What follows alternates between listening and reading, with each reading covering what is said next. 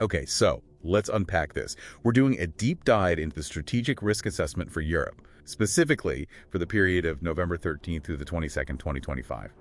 And our mission, really, is to get a handle on why forecasters are flagging this. It's not just a typical storm, but a high-impact, multi-hazard event. And crucially, a climate-amplified one. That's the key phrase in the analysis. Right. So what's the engine behind all this? It's a massive, and I mean massive, weather structure. They're calling it the North Atlantic Dipole. Okay. So basically, you've got this locked pattern of high and low pressure that's not moving. It's acting like a stable funnel, just forcing storm after storm, these deep waves across Europe on the exact same track. A funnel. Wow. And what's really fascinating here is how the severity is being amplified. Yeah. The reports are pretty unequivocal about this. The ocean heat. Exactly. The North Atlantic and the Mediterranean Sea are showing record-breaking sea surface temperatures. The ocean is basically acting as a giant fuel tank. A fuel tank is a terrifying thought. So how do we get from a fuel tank to a concrete threat? I saw the analysis uses this great term that the heat makes the air mass juicier. It does, and we can actually quantify how much juicier. Okay. It comes down to some basic physics, a principle called the Clausius-Clapeyron relationship. Right. In simple terms, for every degree Celsius the air warms, it can hold about 7% more moisture. And this is where the math becomes really critical for you, the listener. It is. The data shows the Atlantic is running 1.5 to 3 degrees Celsius warmer than average right now. So you're saying these storms are pulling in, what, 10 to 21% more moisture than they would have in the past? Precisely. That is the active multiplier. That's what turns a heavy rain event into a potentially catastrophic flood risk. Which brings us directly to hazard cluster 1, the flooding. We're talking Western and Central Europe, the UK, Ireland, France, Germany. All in the direct path of that atmospheric river. And the compounding threat here is key, isn't it? It's not just one storm.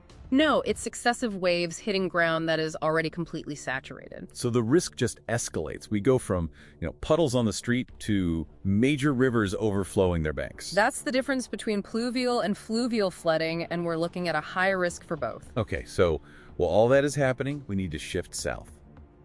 Hazard cluster 2, the Mediterranean. A completely different but equally dangerous setup. That record-warm Med Sea is fueling severe convective storms. Spain, Italy, Greece. Yep. We're talking flash floods, damaging winds, and a threat for exceptionally large hail. And they already had verification of that, right? They did. 2.5 centimeter hail was reported in Greece just before this period, so we know the atmosphere is primed. And we can't ignore the wild card here, the Medicane, a Mediterranean tropical-like cyclone. It's a non-trivial risk, and that represents a huge qualitative shift in hazard exposure for Europe. It's a game changer. Okay, so finally, let's look east. Hazard cluster 3, the cold conflict. This is the biggest uncertainty, isn't it?